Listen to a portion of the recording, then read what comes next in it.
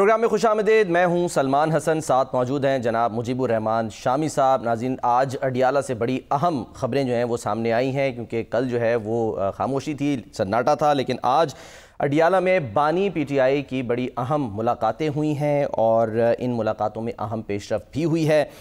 بانی P T I نے مذاکرات کے لیے اب ایک ڈیڈ لائن دے دی ہے. کاؤنٹ ڈاؤن اس کا جو ہے وہ شروع ہو گیا ہے, اور اس کے ساتھ ساتھ معیشت سے متعلق بانی جو ہے انہوں نے حکومتی کوششوں کا اعتراف بھی کر لیا. یہ اعتراف کیا ہے یہ بھی آپ کو ضرور بتائیں گے, کیونکہ اس پر حکومت جو ہے وہ بہت خوش ہے. اور اس کے علاوہ بانی پی ٹی آئی کو ڈیل کی آفر کس نے کی ہے, آج خود انہوں نے جو ہے وہ اس بارے میں ٹویٹ بھی کر دیا ہے. اور علی امین گنڈاپور صاحب جو ہیں وہ کیا کوئی پیغام لے کر گئے تھے, علیحدہ ان کی جو ہے وہ ملاقات ہوئی ہے.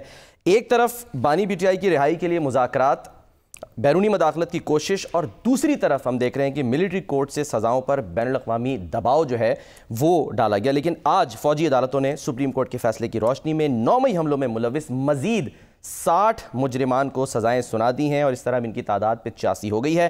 ان میں کون کون شامل ہے, اگلا مرحلہ کیا ہوگا, اپیل کہاں ہوگی, اس پر جو ہے وہ ہم بات کریں گے, اور پی ٹی آئی سے مذاکرات پر کیا ان فیصلوں کے اثرات مرتب ہو سکتے ہیں.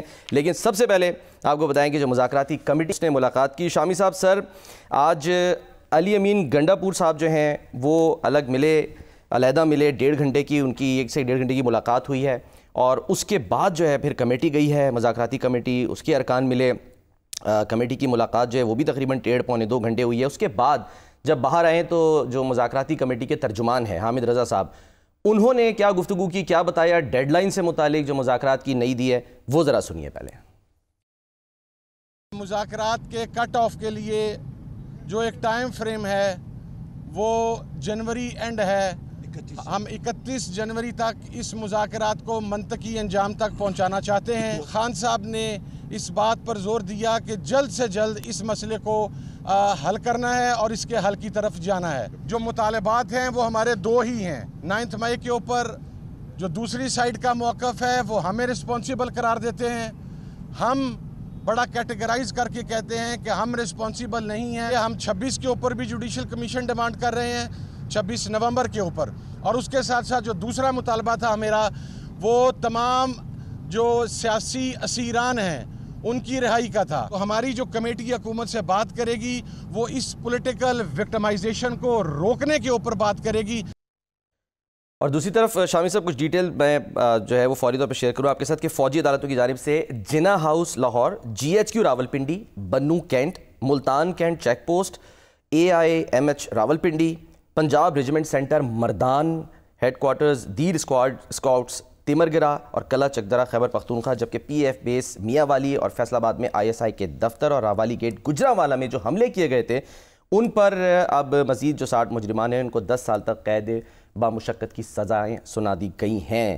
حسان خان نیازی ان میں شامل ہیں جن کو 10 سال قید بامشقت, جبکہ بریگیڈیئر ریٹائرڈ جاوید اکرم کو 6 سال قید بامشقت اور گروپ کیپٹن وقاص احمد کو 2 سال قید بامشقت سزا سنائی گئی ہے.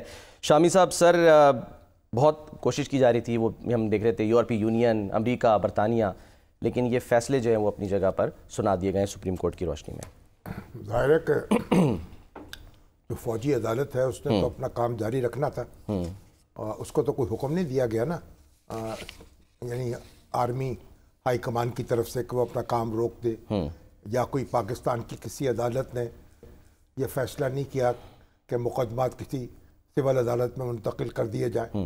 تو ان کو تو سپریم کورٹ نے اجازت دے دی ہے کہ جن ٹرائلز کی جو ٹرائلز مکمل ہو چکے ہیں ان میں فیصلے سنا دیے جائیں. صحیح. تو چند افراد کے فیصلے پہلے سنائے جا چکے ہیں, آج 60 افراد کے فیصلے مزید سنا دیے گئے ہیں. اور اچھا ہے, اس جو مخمصے میں پھنسے ہوئے تھے, برزخ میں بیٹھے تھے, اب یہ لوگ جو ہیں وہ جیل منتقل ہو جائیں گے, اور اس کے بعد پھر جو بھی قانونی چارہ جوہی ہے وہ کر سکیں گے. اور یہ ابتدائی سزا ہے, انتہائی سزا نہیں ہے. اس کے بعد ان کو اپیل کا حق حاصل ہوگا کہ وہ چیف آف آرمی سٹاف کو اپیل کر سکیں گے, اور وہاں سنوائی نہیں ہوگی تو عدالت میں جا سکیں گے. تو حکومت بھی یہی موقف واضح کرنے کی کوشش کر رہی ہے, اور اللہ تعالی نے یہی بات بار بار کہی ہے کہ بھئی یہ ہم اپنے جو آئینی اور قانونی نظام کے تحت معاملہ کر رہے ہیں، اور یہ فوجی عدالتیں ہماری جو ہیں وکیل پیش ہوتا ہے ملزم کی طرف سے. اور سر اجازت دیں ذرا آپ سنا دیں، انہوں نے جو ڈیٹیل بتائی اس میں ایک اور بات انہوں نے کی ہے ود ان انسٹیٹیوشن، جو انہوں نے بات کی ہے ایک اپیل کی، اس پر ذرا سنیں ذرا انہوں نے کیا فرمایا عطا تارڑ صاحب نے. دنیا بھر میں ملٹری کورٹس کا ایک سسٹم ہے، اور یہاں پہ رائٹ ٹو فیئر ٹرائل کیسے انشور کیا گیا؟ Number 1 right to engage a lawyer ہے، لائر کے بعد right to access to record ہے، رائٹ ٹو میٹ فیملی ہے، رائٹ ٹو اپیل ہے کہ ود ان انسٹیٹیوشن بھی اپیل ہے، پھر ہائی کورٹ کی ایک اپیل ہے. تو جب یہ سارے رائٹ ٹو فیئر ٹرائل کے پروسیسز پورے ہوتے ہیں اور اس کے ساتھ ساتھ انٹرنیشنل کسی کووننٹ کی خلاف ورزی یا وائلیشن نہیں ہوتی، تو میں سمجھتا ہوں کہ ہماری کمپلائنس میں اور ہماری یہاں پہ لاز اور ڈیو پروسیس کے مطابق چیزیں ہونے میں کوئی ڈاؤٹ نہیں ہے. ود ان انسٹیٹیوشن بھی کہہ رہے ہیں شامی صاحب کہ وہ اپیل ہو سکتی ہے. Appeal chief of army staff کو اپیل ہو سکتی ہے نا. دیکھیں یہ نقطہ نظر عطا اللہ تارڑ کا ہے، اور حکومتی حلقے یہی کہہ رہے ہیں، لیکن اور خان صاحب جب اقتدار میں تھے اس وقت وہ بھی فوجی عدالتوں کے حق میں دلائل دیتے رہے. لیکن بنیادی بات یہ ہے کہ ہمارے ہاں اس پہ کنسنسس نہیں ہے، اس میں بہت شدید اختلاف رائے پایا جاتا ہے. اچھا. اور ہمارے جو وکلا ہیں اور ہماری جو سیاسی جماعتیں ہیں ان کی بڑی اکثریت کی رائے یہ ہے کہ مقدمات سول عدالت میں چلنے چاہیے، اور فوجی عدالت میں مقدمات سویلینز کے نہیں چلنے چاہیے. اچھا. اور مگر اب یہ ایک جو بھی ایک پروسیس شروع ہے، الٹیمیٹلی اس کا فیصلہ سپریم کورٹ کو ہی کرنا ہوگا، اور وہاں ان کی سنوائی ہو سکے گی. ابھی ہمارے پاس یہ جو سزائیں سنائی گئی ہیں اس کے بارے میں کوئی تفصیل سامنے نہیں آئی، یعنی ان کے خلاف الزام کیا تھا، شواہد کیا تھے، انہوں نے صفائی کیا پیش کی، اور ان کے وکلا نے کیا دلائل دیے. جب یہ اپیل ہوگی یا کسی سول عدالت میں یہ معاملہ آئے گا تو پھر ہم ان ساری معاملات سے آگاہ ہو سکیں گے، اور پھر ہمیں اندازہ ہو سکے گا کہ کس کے خلاف کتنی معتبر شہادت ہے اور کتنی سزا، کس کی سزا. اب پھر دیکھیں گے کس کی سزا باقی رہتی ہے، کس کی کم ہو جاتی ہے، اور کس کی سزا معاف کر دی جاتی ہے. تو سارے معاملات دیکھنے ہوں گے. اور پھر اس کے بعد ایک اور بھی ہے نا، اور بھی ریمیڈی ہے کہ صدر مملکت کے پاس بھی یہ اختیار ہوتا ہے کہ وہ کوئی سزا بھی معاف کر سکتے ہیں. ٹھیک ہے، پارڈن دے سکتے ہیں، وہ پارڈن دے سکتے ہیں. اور اب یہ ہے کہ اگر کوئی سنوائی نہ ہو تو پھر اگر پی ٹی آئی برسر اقتدار آتی ہے نئے انتخابات کے نتیجے میں، تو پھر یہ ان کو معاف کر سکتی ہے. لیکن بہرحال سر حافظ احسان صاحب سر ہمارے ساتھ ہیں، قانونی ماہر ہیں حافظ احسان صاحب. سر حافظ السلام علیکم. جی شامی صاحب وعلیکم السلام. حافظ صاحب یہ بتائیے مجھے کہ یہ جو ان کے فیصلے ہوئے ہیں اس کے خلاف چیف آف آرمی سٹاف کو اپیل کر سکتے ہیں یہ، اور مگر اس کے بعد یہ ریٹ میں جائیں گے، ریٹ جورسڈکشن میں، ہائی کورٹ میں، یا 194 کے تحت جائیں گے سپریم کورٹ میں، یعنی براہ راست سپریم کورٹ میں بھی جا سکتے ہیں.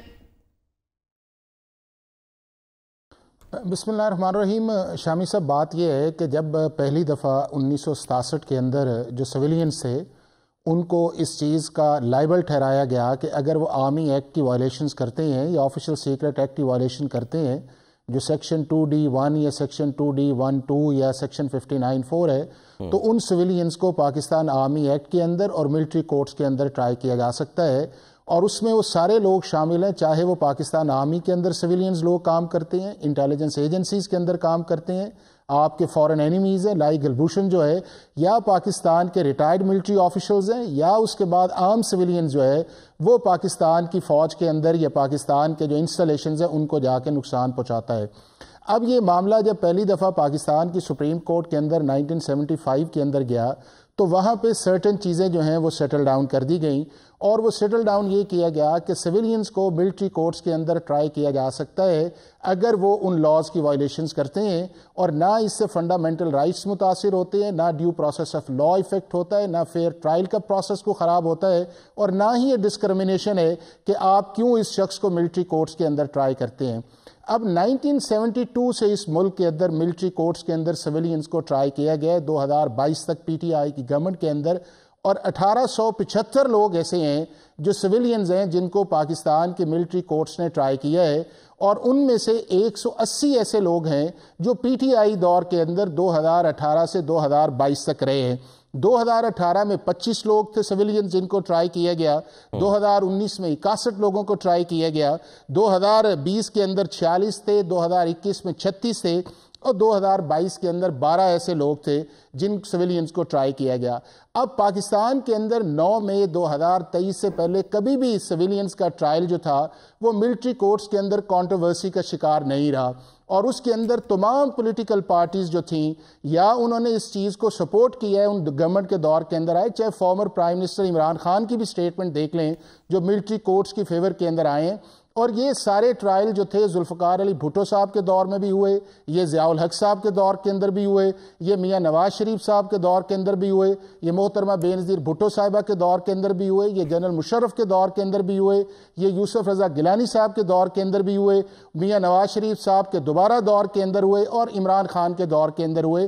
تو یہ کبھی بھی ایسا ایشو نہیں رہا کہ پاکستان کے اندر سویلینز کو ٹرائی نہیں کیا جا سکتا، اور یہی چیز پاکستان کی سپریم کورٹ جو ہے 1975 سے لے کے 2022 تک 5 ممبرز بینچ سے لے کے 14 ممبرز بینچ تک جو ہے ان امینڈمنٹس کو کبھی بھی انہیں ultra vires of the constitution نہیں کہا۔ اب یہ جو کانٹروورسی سٹارٹ ہوتی ہے اس کے اندر جو آپ نے اپیل کا پوچھا ہے اس کے اندر یہ ہے کہ 92 تک اس لاء کے اندر اپیل کا رائٹ اویلیبل نہیں تھا، تو 1992 کے اندر پاکستان کی پارلیمنٹ نے جو ہے وہ رائٹ آف اپیل دیا۔ اب رائٹ آف اپیل کے اندر یہ چیف آف آرمی سٹاف کو اپیل کر سکتے ہیں، اور چیف آف آرمی سٹاف جو ہے اس کے اوپر سیکشن 133B کے نیچے جو ہے اس فیلڈ جنرل کورٹ مارشل کے خلاف ایک کورٹ آف اپیل بنا سکتے ہیں، لیکن اگر سزائیں ابھی کنفرم نہیں ہوتی جو ایک سیکشن 119 اور 20 کے اندر ہے تو یہ پارڈن کے لیے بھی جا سکتے ہیں، اور اگر یہ پارڈن کے لیے جا سکتے ہیں تو ان کو پارڈن بھی مل سکتا ہے۔ یہ ٹرائل بھی فیڈرل گورنمنٹ کی کانسنٹ سے یا فیڈرل گورنمنٹ کی اپروول سے ہوئے ہیں، اور یہ کنکلوژن بھی فیڈرل گورنمنٹ کی اپروول کے اندر یہ آیا ہے۔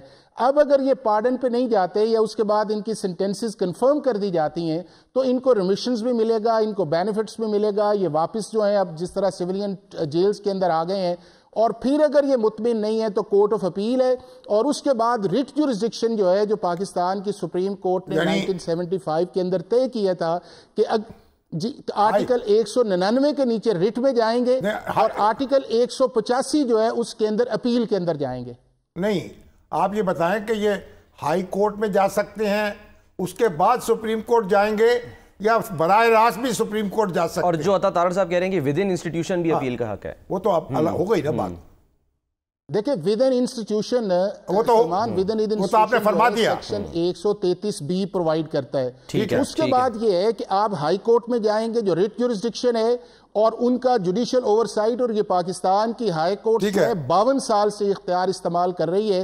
کبھی بھی ایسا نہیں ہوا کہ ملٹری کورٹس کی سزا کے خلاف ہائی کورٹ گئے اور ہائی کورٹ نے اس کو انٹرٹین نہ کیا ہو، اور اگر ہائی کورٹ انٹرٹین کر لیتی ہے تو اس کے بعد as a right of appeal جو ہے آرٹیکل 185 کے نیچے پاکستان کی سپریم کورٹ میں جا سکتے ہیں، اور پھر اگر مطمئن نہیں ہے تو آرٹیکل 188 کے نیچے پاکستان کی سپریم کورٹ کے اندر ریویو کر سکتے ہیں۔ اور یہ پریکٹس شامی صاحب 1975 سے لے کے آج تک پاکستان کی سپریم کورٹ نے جب تک 23 اکتوبر کا فیصلہ نہیں دیا یہ چل رہی ہے، اور یہ اسٹیبلشڈ ہے، اور کبھی بھی اس کو ڈیویٹ نہیں کیا گیا۔ مگر اس وقت تو اختلاف رائے پایا جا رہا ہے نا، وکلا جو ہے وہ ان کا بھی ایک بڑا حلقہ جو ہے وہ اس سے اتفاق نہیں کر رہا، اس کا نقطہ نظر یہ ہے کہ سیویلینز کے معاملات فوجی عدالت میں نہیں چلنے چاہیے، تو یہ اس وقت تو ہمارے ہاں کنفیوژن پیدا ہو چکا ہے نا۔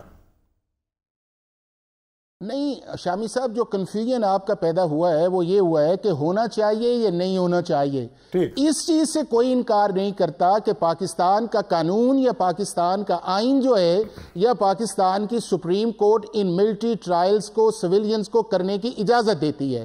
اب اگر آپ نے 2023 کے اندر ایک آرگومنٹ بلڈ کیا ان 4 بنیادوں کے اوپر کہ ڈیو پروسیس آف لا، یا اس کے بعد یہ ہے کہ جی آپ کی اسپیشل کورٹس ہیں، یا آپ کا فیئر ٹرائل نہیں ہے، یا آپ کا یہ ہے کہ آپ کو موقع نہیں ملتا کہ آپ پراپر طریقے سے اپنے آپ کو ڈیفینڈ کریں.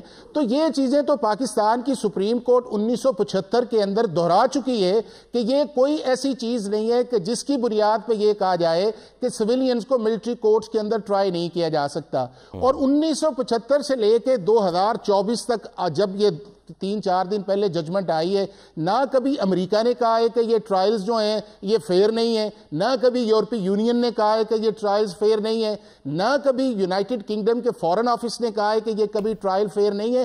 یہ میں سمجھتا ہوں کہ بنیادی کنٹروورسی اس سپریم کورٹ کی ججمنٹ کی وجہ سے آئی ہے کہ جو سپریم کورٹ نے آرٹیکل 184(3) کے نیچے جا کے فیصلہ کر کے جو 67 سال پرانا قانون تھا اس کو ریٹروسپیکٹیولی جو ہے انہوں نے الٹرا وائرس کر دیا، اور اس کا نتیجہ یہ نکلا کہ 67 سے لے کے آج تک جتنی آپ کی سینٹنسز ہیں، جس کو میں نے اشارہ کیا کہ جو سویلینز 1875 ہیں ان پہ بھی کویسچن مارک آ گیا، اور وہ جو ایسی چیزیں تھیں جس کو ملٹری کورٹس کے اندر کاگنیزنس لے چکے تھے یا اینٹی ٹیررزم کے اندر، وہ ہماری سوسائٹی کے اندر جو ہے وہ ایک پولیٹیکل پولرائزیشن آ گئی کہ کچھ نے کہا ٹھیک ہے، کچھ نے کہا ٹھیک نہیں ہے، اور پھر جج صاحب جاتے جاتے وہ فیصلہ کر گئے کہ جو منورٹی والا فیصلہ تھا کہ جب پاکستان کی سپریم کورٹ 5 ممبرز بینچ سے لے کے 14 ممبرز بینچ تک ان ٹرائلز کو جو ویلیڈیٹ کرتی رہی ہے، تو جو جسٹس یحییٰ فریدی صاحب اس کے ممبر تھے جو چیف جسٹس ہے، انہوں نے کہا کہ اگر آپ ڈائسینٹ کرنا چاہتے ہیں 67 سال پہلے پرانے قانون سے تو آپ کو چیف جسٹس کے پاس لارجر بینچ کے لیے جانا چاہیے اور اس سے بڑا بینچ جو ہے وہ فیصلہ کرے. لیکن اس بینچ نے 4-1 سے فیصلہ دیا جس کو پاکستان کی سپریم کورٹ کے ایپلیٹ بینچ میں چیلنج کیا گیا، اور انہوں نے 13 دسمبر 2023 کو اس کو سسپینڈ کیا، اور اب 13 دسمبر 2024 کو انہوں نے اس کو الاؤ کیا ہے. تو آپ کے پاس الٹیمیٹ آربیٹریٹر جو ہے یا آپ کی پارلیمنٹ ہے جو لا پاس کرے یا آپ کا سپریم کورٹ ہے. اب آپ کا لا جو ہے وہ بھی پاس ہے، آرٹیکل 8 کانسٹیٹیوشن کے نیچے انہیں پروٹیکشن بھی ہے، شیڈول 1 کا یہ حصہ ہے. پاکستان کی سپریم کورٹ 1975 میں بھی کہا یہ لا ٹھیک ہے. 1995 میں آپ کو یاد ہوگا کہ جنرل عباسی کا ایک کو ہوا تھا، اس کے اندر بھی پاکستان کی سپریم کورٹ نے کہا کہ یہ لا بالکل ٹھیک ہے اور ٹرائی کیا جا سکتا ہے اور کوئی فنڈامنٹل رائٹ کی وائلیشن نہیں ہے. 2007 کے اندر بھی پاکستان کی سپریم کورٹ نے کہا، جب 21ویں آئینی ترمیم پاکستان کی سپریم کورٹ میں آپ کے عامی پبلک سکول کے بعد ہوئی، اس کے اندر 14 ممبرز بینچ بیٹھے تھے، انہوں نے بھی کہا کہ یہ لا یا ملٹری کورٹس کے اندر سویلین جو ہیں اگر کرائم کمٹ کرتے ہیں انہیں ٹرائی کیا جا سکتا ہے. پھر 2017 کے اندر پاکستان کی سپریم کورٹ نے کہا، پھر 20 میں کہا، پھر 21 میں کہا.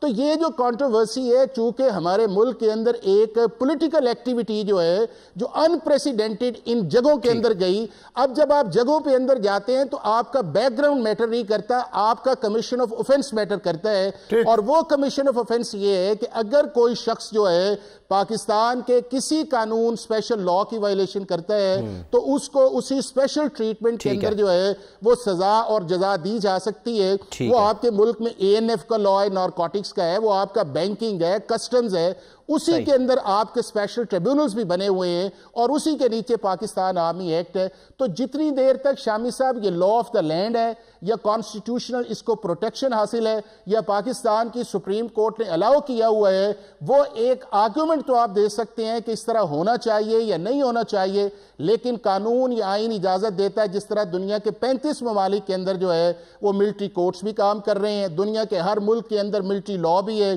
اور امریکہ جس کی ابھی اگزامپل دی جا رہی ہے، امریکہ نے تو اپنے ملک کے اندر لوگ نہیں رکھے تھے، گوانتانامو بے کے اندر چلا گیا اور وہاں پہ جا کے انہوں نے جس طرح ٹرائی کیا یا ہوا. تو میں یہ سمجھتا ہوں کہ انٹرنیشنلی بھی ڈائیکاٹمی ہے. اب جب آخر میں صرف یہ بتا دیں آخر میں حافظ صاحب کہ جب یہ معاملات جو ہیں وہ سول کورٹ ہائی کورٹ وغیرہ میں جاتے ہیں تو یہ جو شفافیت پر اعتراض کیا جا رہا ہے یہ دور ہو جائے گا اعتراض آپ کے خیال میں؟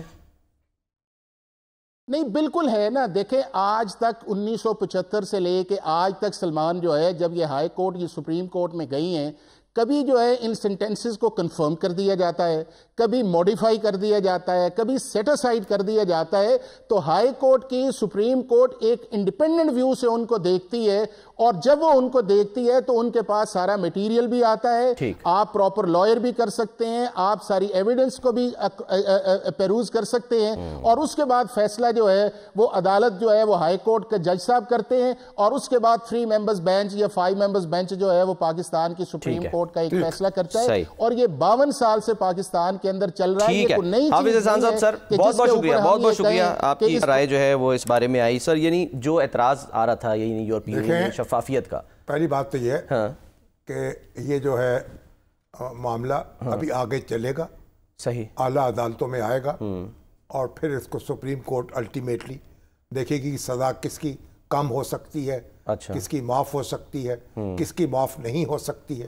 اور پھر ابھی تو وہ قانون جو ہے وہ بھی زیر بحث ہے, وہ بھی اس کو بھی چیلنج کر دیا آج گیا. بیرسٹر گوہر صاحب سر کہہ رہے تھے کہ جو سپریم کورٹ کو چاہیے کہ ملٹری کورٹ سے متعلق جو کیس ہے اس کو جلد اس کا فیصلہ سنائے. وہ سپریم کورٹ کے اوپر منحصر ہے نا, ظاہر ہے کہ جلدی سنائے گا. اصل میں بڑی یہ دلچسپ بات ہے, جب ماحول بدلتا ہے, حالات بدلتے ہیں تو پھر احکامات بھی بدل جاتے ہیں. اچھا, اب ایک زمانہ تھا کہ بھٹو صاحب کے خلاف شدید فضا تھی اور ان کو جناب پھانسی کی سزا دے دی گئی, اور اب زمانہ ہے کہ وہ بھٹو کی مخالفت جو ہے وہ سرد پڑ گئی ہے. تو اب سپریم کورٹ جو ہے اس نے اس سزا کے بارے میں سوال اٹھا دیے. ایک زمانہ تھا کہ سپریم کورٹ نے جو ماشاء اللہ جو ہے اس پر اس کا جواز جو ہے نظریہ ضرورت ایجاد کر لیا. ایک زمانہ تھا اس کو ختم کر دیا. تو یہ جب حالات بدلتے ہیں, شخصیات سے بھی سر ڈیپینڈ کرتا ہے, شخصیات پہ بھی, شخصیات پر بھی, ان کے بھی خیالات ہوتے ہیں, ان کے تصورات ہوتے ہیں. پھر جب جج ہیں وہ بھی تبدیل ہوتے ہیں, پھر ماحول بھی تبدیل ہوتا ہے, پھر جو مدعی ہیں اور مدعا علیہ وہ بھی تبدیل ہو جاتے ہیں. اب اس وقت جو ہے کیونکہ عمران خان صاحب اور ان کی پارٹی ایک بڑی پارٹی ہے اور اوورسیز پاکستانیز جو ہیں ان کے ساتھ جڑے ہوئے ہیں, ان کی بڑی بھاری تعداد, اور وہ لابنگ کر رہے ہیں, اور وہ یہ سارا جو ہے معاملہ جو باہر سے آوازیں اٹھ رہی ہیں پاکستان کے اندر جو اس میں ایک اختلاف رائے پیدا ہوا ہے, تو اس میں ایک بڑی سیاسی جماعت جو ہے اب اس وہ کیونکہ اس کا نشانہ بن رہی ہے, اس لیے وہ سارا ماحول بدل گیا ہے. تو بہرحال فیصلہ تو عدالت کو. اب یہ دیکھیے میرے پاس ایک کتاب ہے, یہ ابھی چھپی ہے, احکام شریعہ میں حالات و زمانہ کی رعایت. اچھا, یعنی حالات کے مطابق شریعت میں تبدیلیاں, شریعت کے زمانہ اور حالات جو ہے اس کے مطابق احکام شریعت میں تبدیلی ہو جاتی ہے. یعنی فتوے جو دے دیے جاتے ہیں. امینی ہیں, انہوں نے لکھی ہے, انڈیا کے بڑے عالم تھے مرحوم, اللہ تعالیٰ ان کی مغفرت کرے. اور یہاں مولانا ڈاکٹر محمد سعید عاطف نے اس کا دوبارہ مرتب کیا ہے, اور دار المؤلفین نے چھاپا ہے. ہمارے حافظ نعمان صاحب ہیں نا, حافظ محمد نعمان صاحب جو برسوں ایم پی اے رہے لاہور سے, مسلم لیگ نون کے رہنما ہیں, ان کا ایک مدرسہ ہے, مدرسہ فتیہ, جو کہ سب سے قدیم مدرسہ ہے سب کانٹیننٹ میں. سب سے پہلا مدرسہ وہی قائم ہوا, اس نے یہ چھاپی. ابھی اس کی حال میں اس میں تقریباً رونمائی بھی ہوئی. تو بڑی زبردست کتاب ہے. اس میں بتایا گیا ہے کہ شریعت کے احکامات جو ہیں, قانون جو ہے نا, آپ اس کو انٹرپریٹ کرنا ہوتا ہے نا.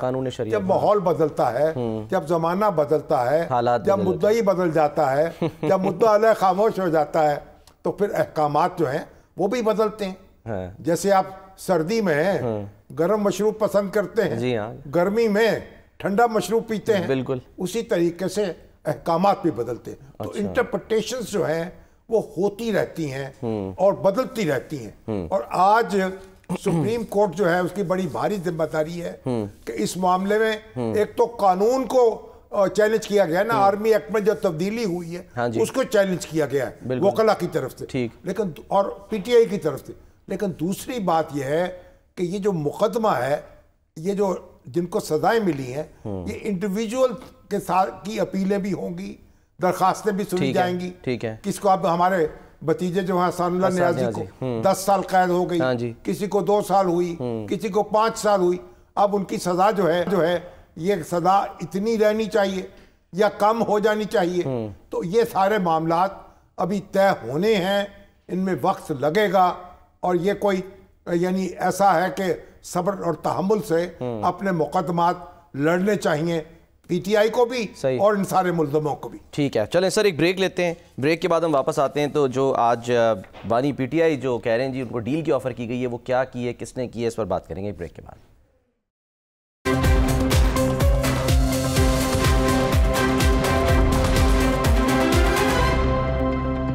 Welcome back. شامی صاحب، اب ان سزاؤں کے بعد حکومت یہ مطالبہ کر رہی ہے کہ جو ماسٹر مائنڈ ہے، منصوبہ ساز ہیں، ان کو بھی کٹہرے میں جو ہے لے کر آیا جائے. ابھی تک ماسٹر مائنڈ کیوں نہیں، کوئی منصوبہ ساز کیوں نہیں ڈیسائیڈ ہو سکا کہ کس نے کی یہ سازش؟ حکومت جانے، تفتیشی ادارے جانے، اور ہم اس میں کیا کہہ سکتے ہیں. یہ کوئی حکومت جو ہے وہ کوئی ٹی وی پروگرام تو نہیں کر رہی نا، الزام تو مطالبہ کر رہی ہو یا الزام لگا رہی ہو. اشارے تو سر وہ بانی پی ٹی آئی کی طرف ہی کرتے ہیں نا کہ جی وہی. ہاں یہ کمال ہے. ہم حالات کو خراب سے خراب تر کرنے پہ لگے ہوئے ہیں، بگاڑ پیدا کرتے چلے جائیں اور پھر اس کے بعد پہلے آگ لگاتے چلے جائیں، پھر اس کو بجھانے میں لگ جائیں. جو سر مذاکراتی ٹیم ہے وہ تو آگ بجھانے کی کوشش کر رہی ہے دونوں طرف سے، لیکن باہر بیٹھے لوگ جو ہیں وہ یہی کر رہے ہیں. کہتے رہیں چیزوں کو سچ چاہیے اور ان کو زیادہ بکھیرنا نہیں چاہیے. اچھا سر، آج بانی پی ٹی آئی جو ہیں انہوں نے ایک تو یہ کہ ڈیڈ لائن دے دی ہے، انہوں نے کہا جی 31 جنوری تک. ہاں ٹھیک دی ڈیڈ لائن دی ہے، کیونکہ ان کے ٹرمپ جو ہیں وہ بھی آ جائیں گے 20 جنوری کو. اچھا، جو کٹا کٹی نکلنا وہ بھی نکال لیں گے. وہ رچرڈ گرینل تو ابھی سے جو ہے وہ شروع ہوئے. رچرڈ کیا نام ہے، گرینل. ہاں جی، وہ تو لگے ہوئے ہیں. وہ میرا خیال کوئی شغلی آدمی لگتے ہیں. ٹویٹر پہ فالوورز بڑھتے جا رہے ہیں سر ان کے. اس میں جو جہاں اوورسیز جو امریکن پاکستانی ہیں وہ ان کو پش کر رہے ہوں گے، اور ان کے لیے بھی ایک اچھا ایک مشغلہ ہاتھ آ گیا ہے. تو وہ بھی ٹویٹ کر رہے ہیں، کبھی ٹی وی پروگرام پہ جا رہے ہیں اور ادارے خیال کر رہے ہیں. تو لگتا ہے جیسے پی ٹی آئی میں شمولیت اختیار کر لی انہوں نے، رچرڈ گرینل نے. بنیادی رکنیت جو ہے وہ ان کو دے دی جائے. آپ دیکھتے ہیں کہ ٹرمپ آ کے کیا کرتے ہیں، لیکن ہمیں اپنا گھر پہلے. یہ ویسے دھوداری تلوار ہے، جتنی امریکہ سے زیادہ سپورٹ ہوگی خان صاحب کو اس کا نقصان بھی تو پہنچ سکتا ہے نا. اچھا ہاں، کیونکہ وہ تو امریکہ کے بارے میں جو کچھ کہتے رہے ہیں، ایبسولوٹلی ناٹ تو کہتے رہے نا. بالکل، ہم کوئی غلام ہیں، غلامی نام. امریکہ اتنا اگریسولی سپورٹ کرے گا تو پھر کچھ نقصان بھی ہو سکتا ہے. لیکن بہرحال سر، لیکن خواجہ آصف صاحب تو بانی پی ٹی آئی کو کہہ رہے ہیں یہ تو اثاثہ ہے اسرائیل کا، یعنی وہ کسی خاص مقاصد کے لیے ان کو نکال کے لانا، حکومت دینا تاکہ اپنے مقصد پورے ہو سکیں. یہ سیاست دان پہلے مولانا فضل الرحمان کے بارے میں کیا کہتے تھے عمران خان صاحب، اور عمران خان صاحب کے بارے میں مولانا کیا کہتے تھے، یہودی ایجنٹ کہتے ہیں. ہاں جی. اب پھر کیا ہوا، اب مذاکرات ہو رہے ہیں، بات چیت ہو رہی اور نامہ پیام ہو رہا ہے، محبت پیدا ہو چکی ہے. تو سیاست میں سیاست دانوں کی جو باتیں ہیں اور ایک دوسرے کے بارے میں الزامات ہیں ان کو زیادہ سنجیدگی سے نہیں لینا چاہیے. وہ ان کے لیے مشغلہ ہوتا ہے. اچھا سر، آج وہ انہوں نے یہ بھی کہا ہے کہ جی ڈیل کا ایک پیغام ملا ہے، اور انہوں نے کہا ہے کہ جی تمام سیاسی قیدیوں کو رہا کرو، میں جیل میں رہ لوں گا لیکن کوئی ڈیل قبول نہیں کروں گا، ہاؤس اریسٹ یا خیبر پختونخوا کی کسی جیل میں نہیں جاؤں گا.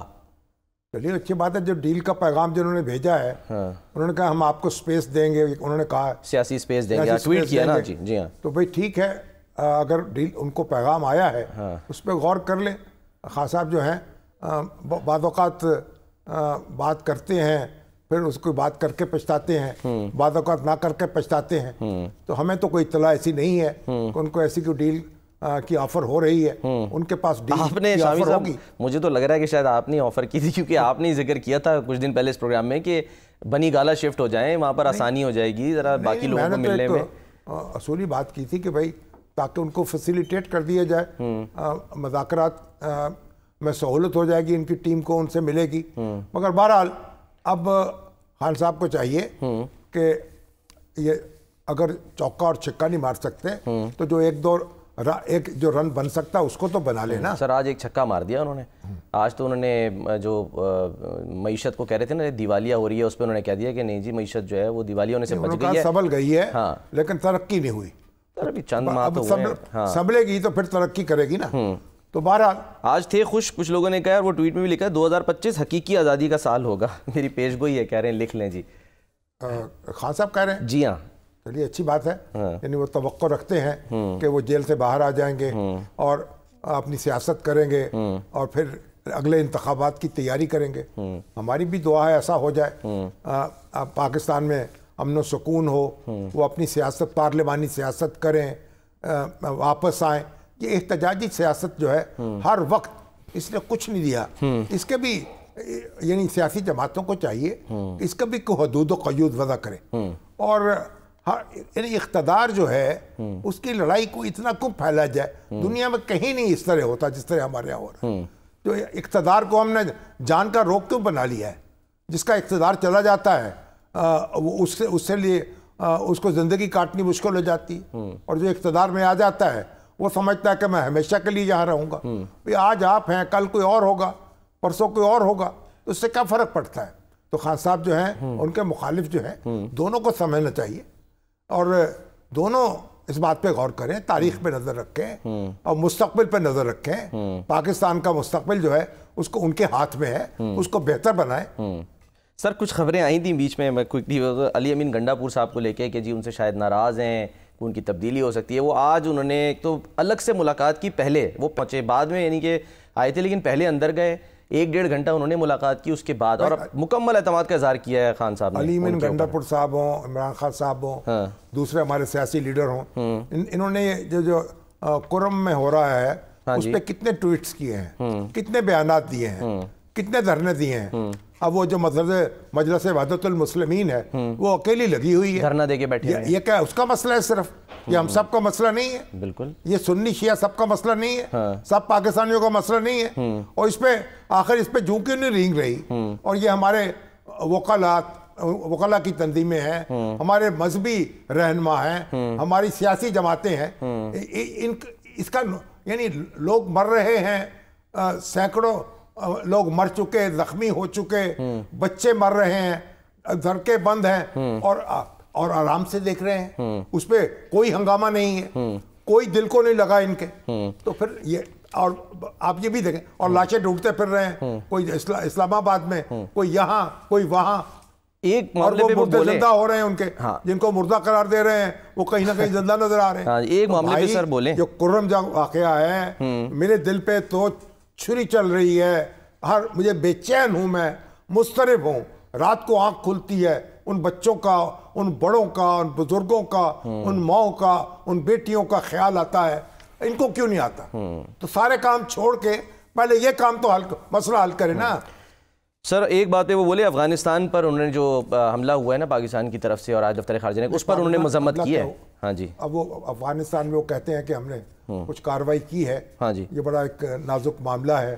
افغان حکومت نے اس پہ احتجاج بھی کیا ہے، اور ہمارے جو صادق محمد خان ہیں جو سفیر تھے وہاں، وہ پھر دوبارہ پہنچے ہیں، اور وزیر خارجہ سے ان کی ملاقات بھی ہوئی ہے، وزارت خارجہ کے حکام سے.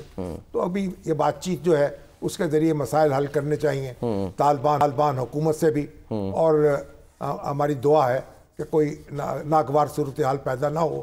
ہمیں بھی بہت سوچ سمجھ کے اقدام کرنا چاہیے، اور ان کو بھی بہت سوچ سمجھ کے رد عمل دینا چاہیے. اور ابھی تو آج دیکھیے 26 دسمبر ہے. یہ سوویت یونین 1989 میں 79 میں سوویت فوجیں داخل ہوئی تھی وہاں. پہلے تو ظلم ہوا کہ بادشاہت وہاں ختم کی گئی. سردار داؤد جو تھے بادشاہ کے عزیز تھے، انہوں نے بغاوت کر دی، بادشاہ کو بیرون ملک بھجوا دیا اور خود قبضہ کر لیا اقتدار پر. پھر ان کا اقتدار ختم کیا گیا، اور وہاں کے جو کمیونسٹ جماعتیں تھیں افغانستان کی، وہ اقتدار پہ قابض نہیں رہ سکتی تھیں. جب ان کے خلاف بغاوت ہوئی تو پھر ان کو سہارا دینے کے لیے سوویت فوجیں وہاں داخل ہو گئی. صحیح. اور آج کتنے سال ہو گئے اس بات کو؟ کوئی 45 سال ہو گئے. ہاں جی. اور چین نصیب نہیں ہوا افغانستان میں. اگر سوویت فوجیں نہ آتی اور افغانستان جو ہے اس میں کم از کم وہ تو نہ ہوتا. لاکھوں لوگ مارے جا چکے، اور لاکھوں جو ہیں وہ زخمی ہو چکے، اور اپاہج ہو چکے ہزاروں. اور ابھی افغانستان جو ہے کتنے کرب سے گزرا ہے. اور پھر سوویت یونین پھر واپس گیا، پھر اس کے بعد امریکہ یہاں آ گیا، اسامہ بن لادن آ گیا. کیا کیا تماشے یہاں لگے ہیں، اور ہمارے ہمسائے میں یہ آگ اب تک لگی ہوئی ہے. اس کی ذمہ داری یہ دیکھیے، اب سوویت یونین جو ہے اب دنیا کے نقشے پہ موجود نہیں ہے. USSR ختم. ہاں جی. اب روس ہے، ٹوٹ گیا سوویت یونین. اس کو بھی سودا مہنگا پڑا افغانستان میں آنے کا، لیکن نہ آتا اگر تو حالات کتنے مختلف ہوتے. تو بہرحال آج ہمیں بڑی دانائی کے ساتھ، بڑی حکمت کے ساتھ، بڑی تدبیر کے ساتھ اس صورتحال سے عہدہ برا ہونا ہے، اور افغانوں سے، طالبان سے بات چیت کرنی ہے. ان کو اس بات پہ آمادہ کرنا ہے کہ اپنی سرزمین جو ہے وہ پاکستان کے خلاف استعمال نہ ہونے دیں، اور اگر معاملات تلخ ہوں گے اور تو پھر نہ ہمارے لیے اچھا ہوگا نہ ان کے لیے اچھا ہوگا. تو ہم یہی ہماری دعا ہے اپنے ارباب اقتدار سے بھی اور ان کے ارباب اقتدار سے بھی، وہ بھی ہمارے دوست ہیں، ان سے ہمارے ملتے ہمارا تعلق ان سے رہا ہے، میل ملاقات رہی ہے افغان مجاہدین سے، ان کے لیڈروں سے، طالبان رہنماؤں سے، سب ہمیں عزیز ہیں، لیکن ان کو چاہیے امن قائم کریں، پاکستان کو بھی سکون سے رہنے دیں اور خود بھی سکون سے رہیں، اور ماضی سے سبق سیکھیں. افغانستان نے بہت دکھ جھیلے ہیں اور پاکستان نے بھی بڑی صعوبتیں اٹھائی ہیں. ہمارا مستقبل جو ہے اس کو ماضی ہمارا مستقبل نہیں بننا چاہیے، ہمارا مستقبل سنورنا چاہیے، ہمیں اس کے لیے جان لڑانی چاہیے اور ایک دوسرے کا ساتھ دینا چاہیے. سر آج بانی پی ٹی آئی نے نا یہ کوٹ ہو رہا ہے کہ کہا کہ جی فیض حمید نے امریکہ کی طالبان سے یعنی کہ میٹنگ کرائی، ملاقات کرائی ہے، اسی لیے انہوں نے کہا کہ فیض حمید کو جو ہے وہ نہ ہٹاؤ، اور شکوہ بھی کیا کہ بلاول بھٹو وزیر خارجہ رہے، انہوں نے بھی یعنی کہ دورہ نہیں کیا افغانستان کا، یعنی کیا توجہ نہیں رہی. ہاں جو بھی ہوا، جنرل فیض حمید جو تھے آئی ایس آئی کے سربراہ تھے، ظاہر ہے کہ ان کے طالبان سے روابط تھے، اور روابط کی وجہ سے ایک انسٹیٹیوشنل روابط بھی ہوتے ہیں نا. پھر ان کا مذاکرات شروع ہوئے، امریکہ کے ساتھ بات چیت شروع ہوئی قطر میں، اس میں رول تھا ان کا. تو پاکستان کے اداروں نے تو حالات کو سنبھالنے میں بڑا کردار ادا کیا ہے. اب یہ تو نہیں ہے نا کہ جنرل فیض حمید نے کہ اگر اوپر ایک الزام لگ گیا ہے تو ان کا دوسرا الزام بھی ان پہ لگایا جائے. تو جو اب خان صاحب ان کو یاد کر رہے ہیں تو اچھی طرح اچھے الفاظوں میں یاد کر رہے ہیں کہ بھئی ان کی اچھی باتوں کو یاد کر رہے ہیں، مگر ہمیں یہ جو خارجہ پالیسی کے معاملات ہوتے ہیں ان کو افراد کے ساتھ ہمیں قید نہیں کرنا چاہیے. یہ قوموں کے معاملات ہیں، افراد جو ہیں ان کے ساتھ نتھی نہیں کرنا چاہیے، نہ افراد کے حوالے سے ان کو دیکھنا چاہیے.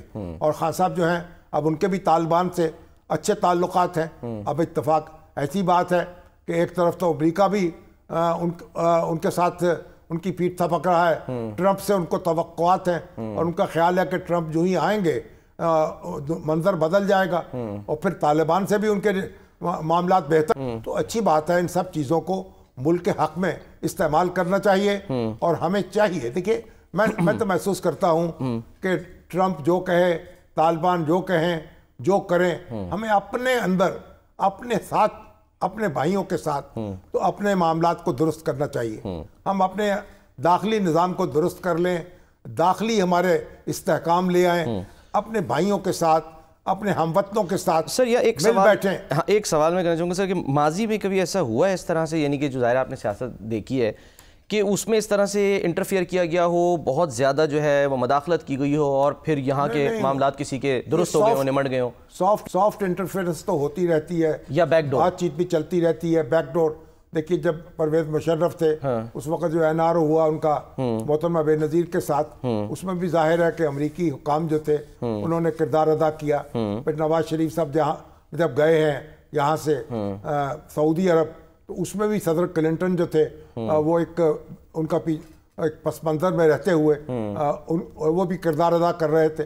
تو یہ لیکن مگر اس طرح نہیں ہوتا، یہ میدان میں آ کر یہ اس طرح کے معاملات نہیں کیے جاتے، یا یہ سمجھا نہیں جاتا کہ ہم اس طرح اللہ لران دباؤ ڈالیں گے اور لوگ اس پہ ہاتھ باندھ کے کھڑے ہو جائیں گے. چھوٹے سے چھوٹا ملک بھی ہوتا ہے نا، کمزور سے کمزور ملک بھی ہوتا ہے، وہ جھکتا نہیں ہے، وہ سجدہ کرنے پہ تیار نہیں ہوتا. تو اس لیے یہ بڑی جو غیر ملکی طاقتیں ہیں وہ بھی بڑی حکمت کے ساتھ معاملات کرتی ہیں. اور ٹرمپ جو ہے اب ان سے توقع ہے، کیونکہ ٹرمپ تو ایک اپنی طرز کے اپنی ڈھب کے انسان ہیں، ان سے توقعات لگا لی ہیں ہماری پی ٹی آئی نے، ٹھیک ہے، مگر پی ٹی آئی کو بھی غور کرنا چاہیے. لیکن پی ٹی آئی جو ہے جو بیانات آ رہے ہیں، چاہے علیمہ خان صاحبہ ہوں، چاہے بیرسٹر گوہر ہوں، یا آج حامد رضا ہوں، وہ تو بار بار ایک ہی بات کہہ رہے ہیں کہ بانی پی ٹی آئی کو جو رہائی ملے گی وہ ہماری عدالتیں جو ہیں وہاں پر کیسز چل کے ملے گی. تو یہ کون لوگ ہیں جو ڈیپینڈ کر رہے ہیں کہ جی وہاں سے کوئی مداخلت ہوگی؟ اوورسیز جو پی ٹی آئی کے حامی ہیں، جو امریکہ میں بستے ہیں، جو لندن برطانیہ میں بستے ہیں، جو یورپی یونین کے ملکوں میں بستے ہیں، وہ ساری ان کے ٹویٹس دیکھ لیں، ان کی گفتگو سن لیں، ان کے کارگزاریاں دیکھ لیں اور آف دی ریکارڈ یہ بھی ان کی سب پیٹ تھپکتے ہیں یہاں سے ہمارے لیڈر جو ہیں، تو وہ ان کے یہ ساری باتیں تو ہو رہی ہیں، لیکن ٹھیک ہے اپنے دل کی بھڑاس نکال لیں، لیکن اس سے قطع نظر میں تو سمجھتا ہوں کہ ہمیں اپنا گھر جو ہے خود درست کرنا ہے۔ ہم کیوں انتظار کریں کہ ٹرمپ کیا کہیں گے اور یہ رچرڈ کیا ہے، وہ رچرڈ گرینل کیا کہہ رہے ہیں، کیا نہیں کہہ رہے ہیں، یورپی یونین کیا کہہ رہی ہے، کیا نہیں کہہ رہی، کیوں موقع دیں؟ اپنے گھر کو درست کر لیں، اپنے معاملات کو ٹھیک کر لیں، آپس میں ایک دوسرے کے ساتھ معاملہ کر لیں، افہام و تفہیم کریں اور کچھ معاف بھی کر دیں، کچھ معاف اور کچھ اس میں کیا حرج ہے؟ یوسف بن جائیں، آپ نے کہا جیسے آپ کہتے ہیں کہ معاف کرنے والا جو ہے، یہی تو بتایا حضرت یوسف علیہ السلام کا یہی سبق ہے کہ بھئی معاف کر دیجئے، جو ظلم کرنے والے ہیں، جو زیادتی کرنے والے ہیں، جو کنویں میں دھکا دینے والے بھائی اپنے، ان کو بھی معاف کر دیں۔ تو معاف بھی کرنا پڑتا ہے، سزا بھی دینی پڑتی ہے، بعض اوقات کان بھی پکڑوانے پڑتے ہیں، سرزنش بھی کرنی پڑتی ہے، اور بعض اوقات صرف وارننگ دینی پڑتی ہے۔ تو کاروبار مملکت جو ہے وہ ایسے نہیں چلتا، اس میں بہت کچھ کرنا پڑتا ہے، تدبیریں کرنی پڑتی ہیں، آگے بڑھنے کے لیے کبھی تھوڑا سا پیچھے بھی ہٹنا پڑتا ہے۔ صحیح ہے، نتیجہ خاص ہے۔ سر آج پروین شاکر صاحبہ کی کیونکہ برسی ہے، آخری منٹ ہے، مقتدرہ مجھے ایسا لگ رہا ہے کہ سر ایک شعر میں ان کا دیکھ رہا تھا کہ مقتدرہ جو ہے وہ شاید بانی سے مخاطب کہہ رہی ہے، میں سچ کہوں گی مگر پھر بھی ہار جاؤں گی، وہ جھوٹ بولے گا اور لاجواب کر دے گا۔ ہاں مجھے لگا تھا کہ یہ شعر جو ہے خان صاحب کے لیے پڑھنا چاہیے۔ اور کیا ہے، کوبو کو پھیل گئی بات شناسائی کی، اس نے خوشبو کی طرح میری پذیرائی کی، اور کیا کیا شعر اس نے کہے ہیں، وہ بات وہ آدھی رات کی، رات وہ پورے چاند کی، چاند بھی عین چیت کا، اس پر تیرا جمال بھی۔ تو یہ کمال شاعرہ تھیں، اور 1952 میں پیدا ہوئیں، بالکل 1994 میں ایک حادثے میں انتقال ہو گیا۔ ایک ہماری بڑی افسر تھیں بورڈ آف ریونیو کی، ہاں جی سر، سی ایس ایس کی، اور سر میں اللہ تعالیٰ ان کی مغفرت کرے، ان کے شعر تو یاد آتے ہیں، اور پھر ان کی شخصیت بھی ہمارے سامنے آتی ہے۔ بالکل بڑی ایک سر میں مجھے بڑی جذبوں کی شاعرہ تھیں۔ اور چلیں بریک کا وقت ہوئی، بریک لیتے ہیں، بریک کے بعد واپس آتے ہیں۔